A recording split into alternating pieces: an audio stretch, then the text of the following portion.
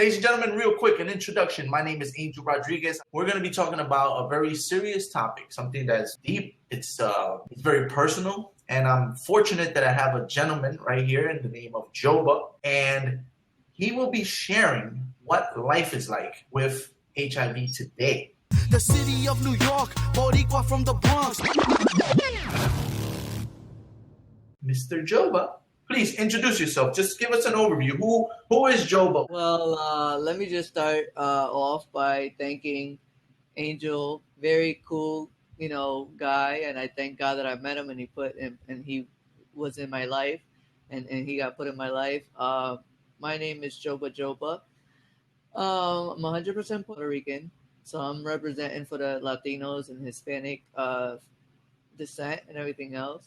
And I'm very humbled, and I try to inform people and talk to people about this condition, HIV.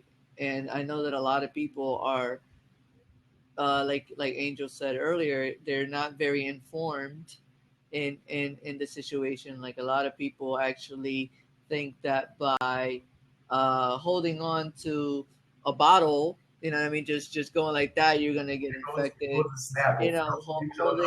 Joba's a big Snapple guy. But please carry on. I'm sorry. Yeah, it's okay. Yeah, I love Snapple. So Snapple, if y'all want to endorse me, thank you. Give me a call, tweet me, whatever. But yeah, I just want to inform people that not just because you hold on to something or you're hanging in the car with a person that's HIV positive and has it because they were born, just by touching their hand or anything of that sort, you're going to catch it. Like, a lot of people think that by just being in a room with a person with HIV, you're going to get infected automatically, and that is totally false. So yeah. Okay, since you're on that track, mm-hmm. I guess we're going to jump around here, and I will ask you this. You mentioned all that just now, right? Right. Have you actually experienced discrimination, prejudice, things of that nature because of everything you said, other than being Latino? Because you're Latino by default, you're going to get discriminated. We know you're one of those, but have you experienced that you're sharing with me? Ignorance exists. Right. Right. People are, like we mentioned in the very beginning, they're unaware. Right. So, have you encountered that in your life? Yes, I have, and I thank you very much for your question, Angel. Yes, I have. All the time. As growing up, you know what I mean. That's been part of life. I have two options, and people with this condition have options. Like, a lot of people say, "Oh no, we don't have options and everything else, this and that." But in reality, you do. You could keep your mouth shut, you know what I mean, and not share it and not tell people and protect people about it. Or you could share it and tell people and inform people and be like, listen, this is what's going on. And I'm one of those people that decided to grab it by the horn and say, I'm going to protect people and I'm going to inform people about it. And if you want to reject me, fine. I'm not $100 bill for you to like me or to accept me. But I prefer doing that instead of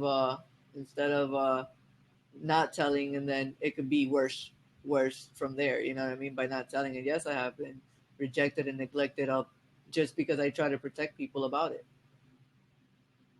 Give me a scenario. Well, Angel, if Angel was a female, you know what I mean? If Angel was a female in that perspective, a beautiful female at that, Puerto Rican and all this and all that.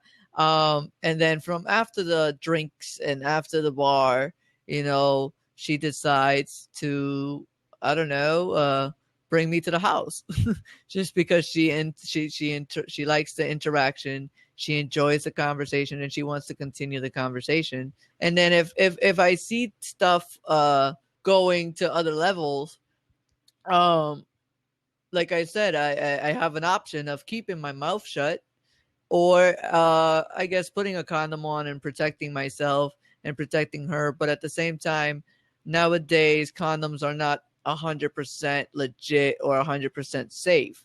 So I would have to, it's in me, or it's in my perspective and in my heart and stuff like that, or in my system, to say alert. It's like an alert, like, when you get a message on a phone or whatever, it's like the body alerts me and says, before you go any further, you have to share, and you have to protect the person, because it could be worse. So it all depends on the scenario. Like, if you've been, I mean, and it could be different. So, like, let's say you continue seeing this person differently and priorically, and you've been friends with this person for a long time, and she wants to go further and with the relationship. Like, just by being friends, I don't think that you should. I mean, I don't think that you should tell the person or the individual about it, because you guys are just friends. But if you cut yourself, or let's say you got into an accident and your friend is there, you tell them, please don't touch it, or step away from me, or don't, just call 911, because that's another way that you could protect the person and not infect them. Because if you cut yourself and a person touches your blood, you're very, and you have another, like, open, like, if you have a open scar or something open in your hand or whatever, when you touch the blood, that's one way of catching it. Or, you know what I mean, that's a way that you could, my blood will go into your blood, and then it all messes it up eventually. But it's different scenarios. So yeah. So the primary concern would be in relationships. And I was going to ask you, there's one of the things I wanted to ask you, like, how does this affect your relationships, particularly intimacy, which you just kind of mentioned, you kind of touched on that. Right. This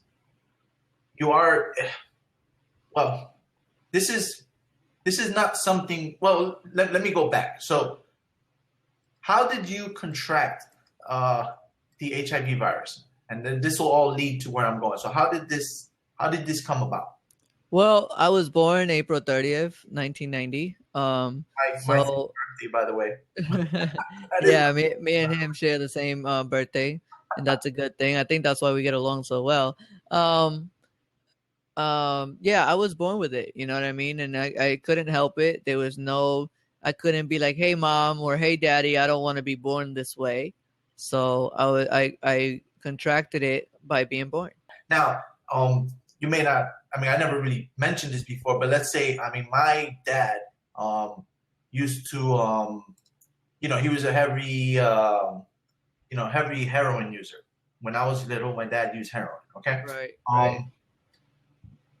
Back in the 80s, people shared needles all the time. Right. And, my dad has since passed away due to liver failure and stuff, but it's right here. It's like this. Right here, right? See this? Mm-hmm. Right, you guys see this? This is a nickel. Yeah. Flip of a coin. Yeah. Flip of a coin. I could have. All my dad had to do was, stick that needle in whatever, and then I could have been in the same scenario. Like, it's all, through no fault of your own. Right. We're just, this is what it is, right? So you're kind of born into the situation. At what point does Joba become aware? Like, when do you know? I think it was around 11 or 12ish, because as I was growing up, I there's this hospital in Puerto Rico. It's very famous. It's called Centro Médico, and I met there 29 other kids or other individuals that basically were born around the same, prior or period of me. So I met 29 other kids, and I kept seeing them slowly but surely disappearing. Like, where's Veronica, or where's Samara, or where's Natalie? And everybody was like, oh, they moved, or where's James? And they kept moving, and I was just wondering why they kept moving. If Puerto Rico is such a wonderful place. It's hot and it's tropical and all this and all that. And then I guess around 11 or 12, they sat me in a doctor's office. And the first thing I said was, "Oh my, I might be in trouble. I might did something wrong," because that's the first thing you think when you're like sitting down with your parents or guardians, and then other people. And they were like, "Joba, do you know why you're here?" And I was like, "No, I'm just here to always be with my friends." And they're like, "Yes, this is true, but at the same time, we're here to talk to you and inform you about the real reason why you're here." And I was like, okay, like a a kid that didn't know, what I mean? I was just like, okay, I'll listen. And then they were like, well, Joba, the reason why you're here is because you're sick. And I was like, am I? Like, I feel fine. I feel good. I feel okay. What are you talking about? And they're like, well, the reason why you are fine is because the medication that you drink every day. And then I'm like, okay. And then they were like, you have, or you was born with this disease called HIV. And I was like, okay. I was like, okay. And then they were like, Joba, you have control. And I'm like, do I? Or I do? I have control? And then they were like, yes, you do. You have control. And I'm like, okay, so how can I control this, or how can I whatever take the wheel, as they say. So they were like, you could keep your mouth shut and not tell anybody about it, not share it, keep it to yourself. You might get accepted and all this and all that, but if you cut yourself and somebody else touches you while you cut yourself, or while you're your blood, you might get them sick just like you. And I'm like, okay, so okay, what's my other option? And then the doctor was like, you could tell them, you could be upfront with them and tell them, listen, I was born with this condition, call HIV, and protect them. And I just said, okay, thank you for the two options. I know the option that I'm going to take from here on out. And I just chose the option of protecting each and every one that I could, or that comes, in my path. And that's what I've been doing ever since. You mentioned in a prior conversation that, well, if I remember correctly, you mentioned that none of those individuals are still around, none of those children that you were coming up with. Is that correct? Well, the 29 kids that I've met prior to me, slowly but surely, they weren't really moving. They were just dying slowly but surely, until the last one that I knew was like my best friend, and he was a guy. And once he reached 18, he was like, I'm grown. I'm doing whatever now that I'm grown, I'll do whatever the heck I want to do. Nobody could tell me nothing because I'm grown. So I'm going to stop drinking medication. I'm going to stop the treatment. I'm going to stop everything that, my parents used to tell me to do. I'm going to stop it now. And then I'm going to start drinking and using probably drugs. And it just got complicated. And from there on out, he's no longer here. So from 29 kids, I'm basically the last one and the only one that's still alive to this day. And back when I was growing up, they said that I wasn't gonna last till 18. They said that I was gonna be dead before I could open my eyes and see the age of 18. So but I guess the medication and the scientists and everything else that has came up, and God as well, because I believe in the higher power, thought otherwise and chose, no, Joe, but you're gonna be a spokesman, or you're gonna inform people, and you're gonna talk to people about it, and you're gonna last more than 18. And Actually, prove them wrong. yeah. You know, I mean, in the 80s and earlier on, getting HIV was perceived as kind of like a death sentence. You get this condition, and it's only a matter of time. Well, it doesn't kill you itself, right? The pneumonia will kill you, or whatever. Right, So, the complications, right. it gets complicated with pneumonia or bronchitis, or what I mean, different other kidney failure, it just goes separate. It attacks, different part of your body. Things that someone, who doesn't have HIV or AIDS could potentially fight off, Right.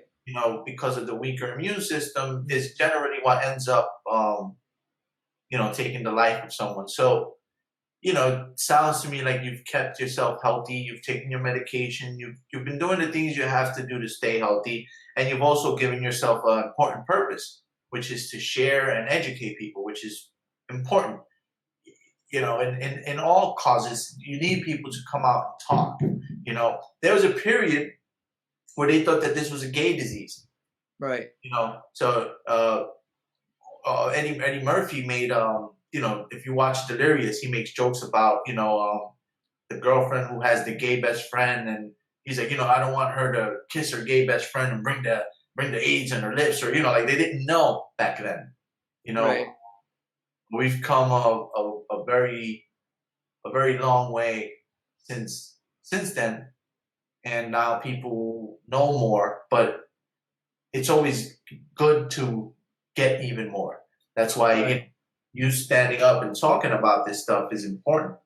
Especially there's kids out there. There might be a kid out there who sees this now, or maybe they'll see it tomorrow. Maybe they'll Right. see it on YouTube. Maybe they'll hear it on my podcast. Yeah, podcast, yeah, they might hear it. Yeah. There's all these different venues that we might reach someone who needs to hear this. Right. That kid that right now is facing that choice that you were given when you were a kid. Right. They're not being given that choice. Maybe they're not being taught. Right. Maybe they're alone. You don't know. So I think it's helpful. There's still actually, I put this out on my Facebook, right? And some guy put, I don't know if you remember, the Family Guy did a spoof on it, where they did a song on AIDS. I don't know if you ever watched Family Guy, but they did a song about it, and the song is called, You Have AIDS, You Have the AIDS, and they did it like in a joking manner, right? Right.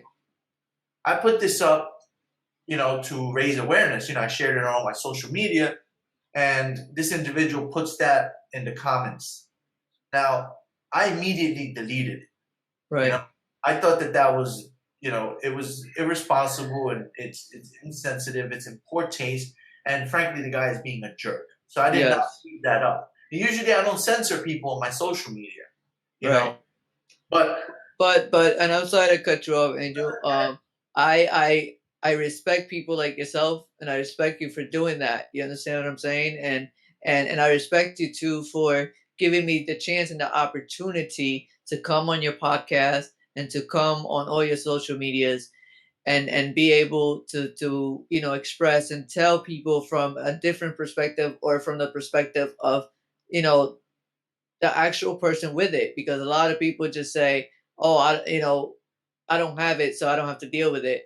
But the thing is that it's people like yourself and everybody else that have given me the opportunity to speak about it, that people like us admire and respect more than the person that says, no, you can't come to my show, or no, you can't, I'm not giving you the opportunity to speak about it and inform people about it because I just don't feel like it. I mean, so those kind of people we do not respect, and those people we do not applaud to. Or you could have been the other person that said, okay, I'm gonna keep it and laugh about it, about that spoof, and keep it up there and ha ha ha, let's laugh about it. People like us, we really don't really like respect those people as much as we respect you. You know what I mean? So I just want to thank you for giving me the opportunity and the platform, and for letting me speak about it and inform people, and then too for deleting the song. Yeah, that was a jerk move. I think from our conversations, we've spoken quite a few times, and you know that I have a pretty wild sense of humor. Right. I'm not an uptight individual. I have a sense of humor. I can joke about anything. Right. But I believe that there's a time and place, and there's certain topics that is just insensitive. If I make a mention that I'm going to be talking with someone who's talking about living with HIV, and you put that in there, your filters are just off. You know what I mean? It just doesn't make sense to me. So I couldn't leave it up, and that guy, I'm starting to question whether or not I want to keep him around. Because Right. there's been many times that he goes, and I know him personally. I know this individual personally, so I know that they're not malicious. Like I know that they're not a malicious individual, but I can't help but wonder what kind of intent or how does one go to that level of insensitivity and trying to be humorous or whatever. It doesn't sit well with me. If I've actually deleted several statements that this guy has said recently, so that's why I've been kind of reevaluating things. I mean, I think that the little bit that I know about you, or a lot that I know about you, I think you're very positive. You're a very positive individual, and around and that guy sounds a little bit negative. You know what I mean? And a person that's positive shouldn't be around negative people, because obviously, misery loves company. I think that's the phrase, Mhm. and I think that you're better than that. You know what I mean? And your energy is way higher and way better than that, and I think that you don't deserve to. I mean, that person, I think you should cut him off, because I think it's just gonna. I mean, I know it's not gonna get you like down, bring you down, because I know you're stronger than that. But let's say you and him are hanging out, and people already know that he's rude. It automatically is gonna project on you and say, "Hey, that guy Angel, I'm not gonna give him an opportunity and a chance because he's hanging out with an a hole." You know what I mean? Right, right. So I mean, I don't. That's not good for your for your image. There you go. Yeah, it does. It does reflect. I think it does reflect that. How can you be? I have had people ask me, who is that guy? Why is he your friend? We're coworkers. We work together. Um, but I don't know. I'm reevaluating Right. the situation with this individual because I thought that was pretty. I mean, it kind of goes too far. And again, I'm not one of these politically correct individuals who can't make a joke. I rag on Latinos. Like I can take and make a joke. I'm perfectly good with that. But I think that there are definitely limits. Like for instance, look at you. You're always putting up a picture of you and Don Omar. You and your bromance with Don Omar. You know I'm gonna rag on you for that. You know, yo, check me out, yo. It's me and Don Omar. Look, we're hanging out. Look, I got my arm around Don Omar. Look. I know Don Omar. That I'm gonna rag on it. I'm gonna rag on it. Yeah. To me, that's But the thing is that I know that it's not a malicious joke. You know what I mean? And it's not a my malicious, thoughts. raggeting thing. You know what I mean? I know it's a joking matter, so that's why I can't really get upset about it. You know? But how do you know I'm joking, bro? Because you're a jokester, brother. Because you're a jokester. But stop ragging on Joba and Don Omar. So, how's your quality of life? Like, what's your day to day life? And don't be afraid to tell me to fuck off if I ask a question wrong, right? Because I'm trying to properly phrase it. But like, do you have restrictions in the day to day, or Well, I do have a normal life. You know what I mean? I do live a normal life. I do have to take medications every day, twice a day, basically to control it or whatever the case might be. Um, and all this and all that. But I just the day to day thing is I try to give back, and I try to help people that are in need. Like if people need to go to the grocery store, or if people who need to go somewhere to a doctor's appointment, I I I give my time to give to them, and I help them out, because I know how it feels not to have anybody to help you, because it has happened to me. You know what I mean? And the main reason, or the really big reason sometimes, is because they be like, I don't want him to help me, or I don't want to help him because I might be afraid of catching something. You know what I mean? Or whatever. I don't want to be around him because I don't want to catch on to something. And I'm like, really, bro? Like that's how you feel? It's your loss, not mine. You know what I mean? Because I know I'm a great guy, and all I was trying to do was protect you. You know what I mean? do you feel resentment or do you understand? Like when someone has that, be it ignorance, be it prejudice, be it that they're just an a-hole. Like, do you get that, or what? How do you feel about that? Well, sometimes I get upset. You know what I mean? And I'd be like I want to be like I want to turn into resentment, like you said, or I want to be an a-hole and not tell nobody and just, you know what I mean, hope for the best that they won't catch it. You know what I mean? But then it's like the devil talks to me and says, "See, you know what I mean, she rejected you, or that person rejected you. That's what you get for telling people." You know what I mean? But then and then the angel comes up, and I'm not saying it because your name is Angel, by the way. I'm saying it because there's an angel from above comes and says, "You did the right thing. They lost out on a great guy. You know what I mean? Keep doing the thing that you're doing and protecting people."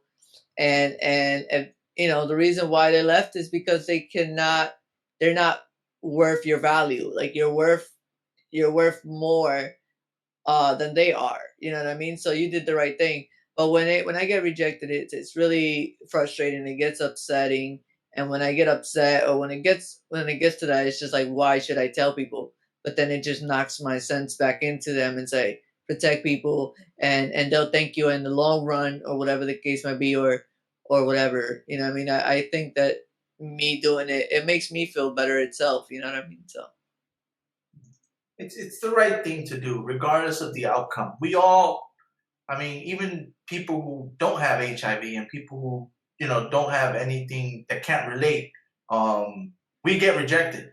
You know what I mean? Everyone gets rejected, so it's something no one likes. Of course, in that circumstance, it sucks because this is something that's not even, it's out of your control. It's not even, right, it's not even, but it sounds to me, and correct me if I'm wrong, but it sounds to me like you're psychologically handling it properly. It sounds to me like you're here, you're making the best of your life, you're educating, you're trying to make an impact. right, Yeah. And right, keep yourself from getting pulled into this depression, because all that factors into it. I would imagine if you're heading right, then your body would follow suit. right. We all appreciate, you mentioned you're thankful for being on the show, and stuff, and I appreciate you coming on here and sharing. I think it's helpful. It's informative. It helps everyone, including folks who may be sick, young people. So I think this is educational. I always wonder, myself. I'll use myself as an example.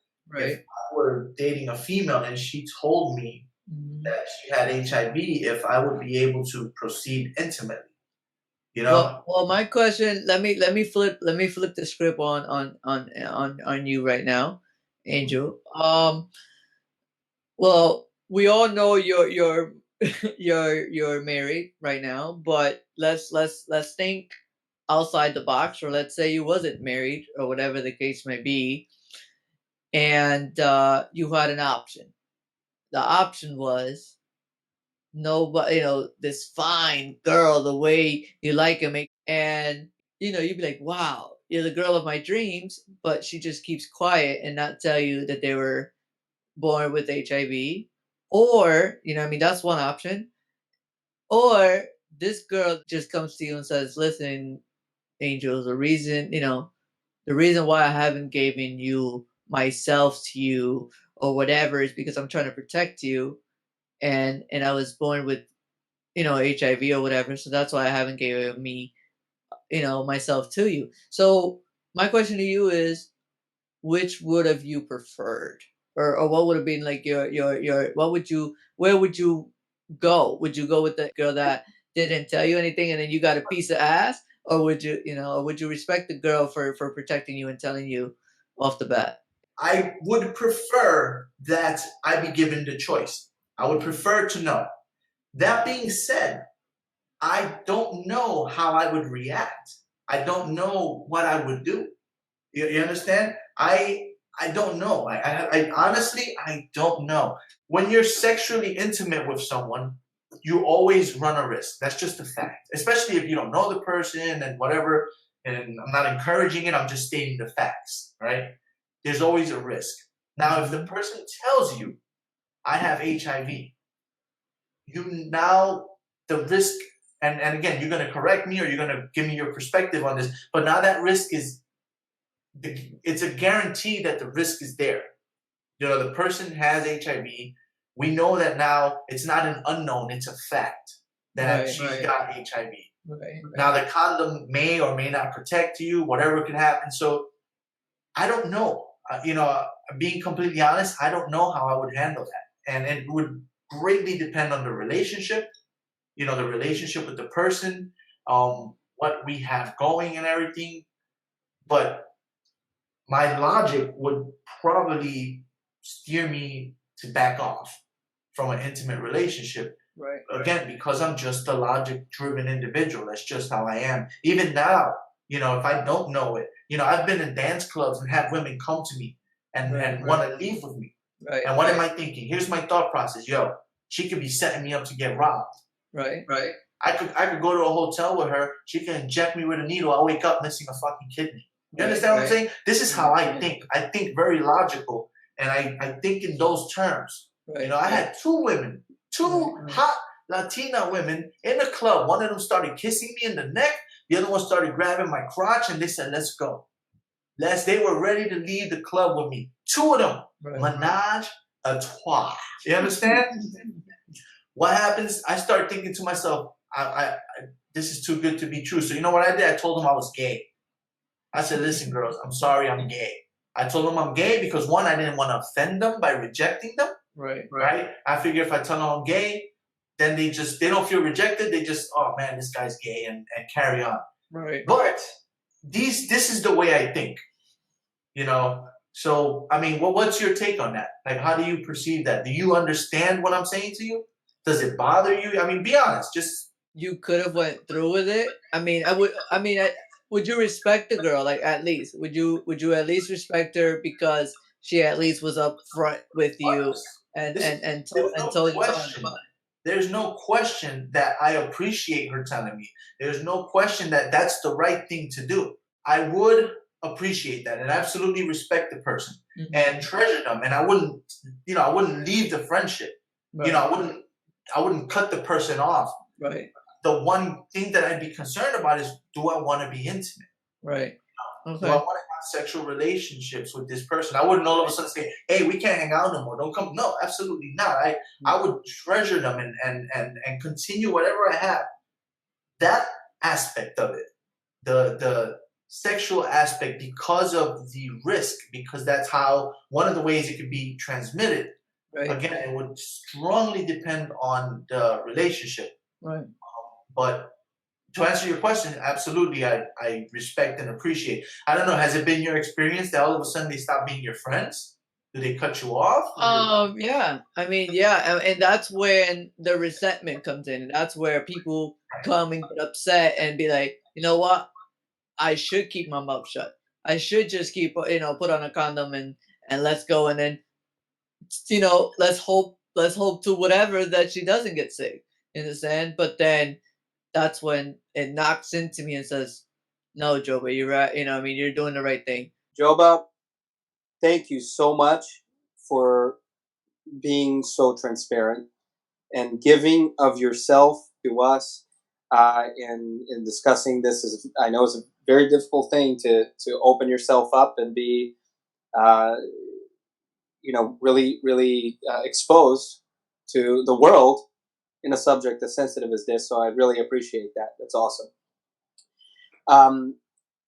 My question to you would be really fundamentally trying to bring back to the need of a relationship, right? Because you are in a pretty special condition to where one of your biggest questions as you've imposed is that, or as you pose, is that is it better to tell? Is it better not to tell?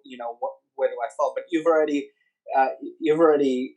inside you already know the answer to that. That you should definitely do the right thing, which is tell them up front, and so be it. But what is the basis in which you want to have a relationship? Is it sex? Angel, can you I'm not sure I understand the question. yeah. All right, so let me, Can you? so when you're talking about having a relationship and having a relationship with a girl, uh, you know, in telling them you have HIV, is it good or bad, or maybe you should just have sex with them and then then not in hope that they don't get it. Basically, what I'm trying to get at is the fact that not every relationship is based on sex, but a lot of people base that as the primary reason they would have a relationship, right? Mm. Basically, people get into relationships for many reasons, right? Sex is certainly one of them, but it's not the end all be all of a relationship. There's the element of having a partner, having a relationship that is not based in sex at all. A lot of people may get remarried when they're in their 60s and 70s, and they really have a lifelong partner for the rest of their lives that is not based on having any sexual interaction whatsoever, right? Mm. Um, and those can be still very rich, very great relationships. It's certainly missing the element of sex, but sex may not be the culmination point of a relationship, if you know what I'm saying. So, Well, the thing is or with, is with it for you? the thing is with me is that I don't think nobody's gonna sit here and say, "Yeah, I want a relationship just to, what I mean, get it on or whatever the case might be," because that's gonna Not be a really. huge. So it's like I think that the only way that that is possible is, like you said before, people that are 70, 80, or 60 years old that don't have very much stamina or probably doesn't want sexual intercourse. But when you come into a 25-year-old person that what I mean doesn't really get it as much, or that's when they're the prime age of wanting to have intercourse and to have sex and intimacy. The only way you could do that is, like I said, either be a old person or whatever, older person, or um be a virgin. You know what I mean? Like Yeah. Well, not experienced it ever. And those are the only two ways that I think that. But once you already are not a virgin, and once you already been through it and already experienced it, you kind of want more because it was fun, or you like it. You know what I mean? well, yeah, yes and no, but there's I want to back off of that example that I use solely because it's probably the most common example, right? Which is people of age who are not really interested in sex. However, there are many people for many different reasons and purposes find themselves not practicing sex, uh, at least until they get married, and many of them continue in a lifestyle where they don't really care about sex as the common individual would, or most of the population may. Those So, those must not be Latinos or 25-year-old Latinos, because how do we pronounce his name? but I understand, Renan.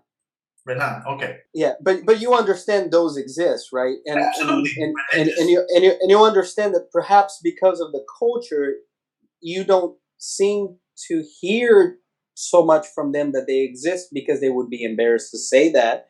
But there's probably a larger amount of people than you would imagine who really pay little importance to sex itself, and perhaps aside from even just priests and nuns, as Miss Kuala is saying on the chat box, but normal people who uh, don't really give it as much importance. And I'm saying women perhaps, and perhaps they had things in their childhood and things. But what I'm saying is, would that even interest you if the element of sex would be removed from the equation, knowing that you've sort of got yourself in a situation? And let me say something also, by the way. It's only by the grace of God that I haven't contracted HIV myself or my wife, and the early ages where we were promiscuous and did all sorts of things and had sex with all sorts of people, but I'm it's only by the grace of God that I stand here not in your position. So I'm heartfelt saying this to you, but that you are in a situation now that's very delicate when it comes to sexual intercourse. Of course, you know that. would it be something that you're maybe willing to give up the notion of in order to have a meaningful lifelong relationship with somebody? Well, Renan, I'm in a predicament where I rather, as they say, dry hump. I rather dry hump when it comes to sex instead of, and this is the first interview that I say that, and but I prefer dry humping if it became down to sex, um instead of, like, putting condoms on and everything else, because I think that dry humping is way safer than a using a condom or whatever the case may be. And and once again, I am Hispanic, and it's like I'm not a girl. A lot of females say, and they could go on for a very long time without having sex, but there's a lot of men that can't do that, like men's, and apparently I am one of those men that just loves the affection, love the kissing, love the hugging, and I mean, I'm sorry to say it, but we love sex. Men love sex. I'm just being honest. Yeah, Raynon, I had to drop you because you had there was a lot of background noise coming in, so I don't mean to be rude. I just we couldn't really hear Joba, so I just X'd you out so you get to somewhere where it's quieter. But that is a good question. Again, don't mean to be rude. I'm using this for a podcast, so yeah. So yeah, again, don't mean to be rude. We got a question here, and it's I don't know if this question was answered. This is from Miss Koala. I mentioned I would be getting to the question, and here we go. I don't know if this question was answered, but is there an HIV/AIDS community where you can date people? And is this something that interests you regarding meeting women? We spoke about this before. You mentioned this, but go ahead and answer that question, because for everyone to know the answer, and turn your mic. We got the light back on. Just flip the mic. That little blue light. There you go. Feel like I'm in a club, strobe light. Well, to answer Miss Quayla, and I thank you for asking that question. Once again, we go back at it again. If there is a community where people with HIV interact or communicate or whatever, they gave me a website or whatever for it, and I already sent like a couple of messages, and I haven't gotten no messages back. So a lot of people are very preserved or quiet, and they're not as open as I am. You understand what I'm saying? Because they are afraid of, we go back at it again, rejection. You know what I mean? And people neglecting them and everything else. So nobody, like a lot of females that are beautiful, you know what I mean, as Miss Quayla or Cindy, which I see her around, and I thank her for stopping by and being here. A lot of females don't want to get rejected. A lot of females, pretty females, don't want to get neglected and rejected about X, Y, and Z. So obviously they're not going to be like, hey, this is my label. My label is I was born with HIV or I contracted HIV. So do you accept me or not? Because 9 out of 10, they already know what's gonna, the outcome of it, and it might be, no, I do not want to be with you, as beautiful or as cute as you are. I'm sorry, but I can't be with you because X, Y, and Z. So, so, so it'll be a no. Not a lot of people are open about it, and not a lot of people prefer to disclose it or be open about it and tell people about it, like myself. So no. Hopefully that answers your question. Well, there's another part which I remember, and I want you to touch on. You mentioned in the last time where we had there was a similar question like this raised. You mentioned that everyone's HIV would be different. That uh, you're you Yeah. may react differently. Yeah, I remember. Yeah. Touch on that, Right, because I right. think that would also complement Right. this. Well, thank you for bringing that back up, Angel. A lot of people out here in society think that, Miss Qualia, with all your respect, may I please use you as an example, please, please? I'll ask. as first. Okay, so let's say Miss Quayla. This is an example, people, for the record. I don't want y'all to go and find Miss Quayla and be like, "Oh my God, I hurt." No, this is just an example. Just Um, use me.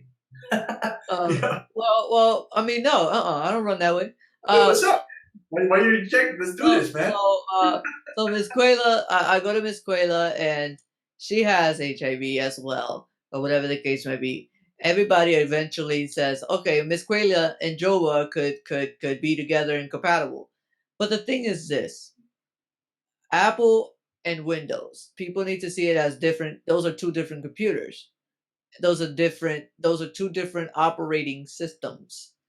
So basically, Angel, Miss Quayla, Cindy, everybody has a different system in their body. You know what I mean? Because my system is not the same system as Angel, or my system is not the same as Miss Quayla. So basically, Miss Quayla, has her body under control. She knows how to manage it. She knows how to. She drinks, different medication, or she's in a different treatment, or whatever the case might be.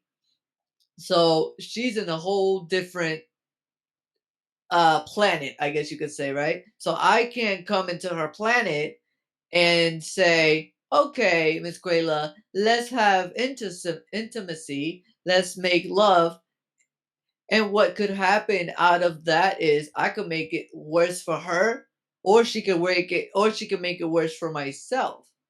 So basically, it's like I'm bringing another virus, or I'm bringing another complication into my body or into my system, and I'm bringing another complication, another thing to her system, and it just creates like an atomic bomb.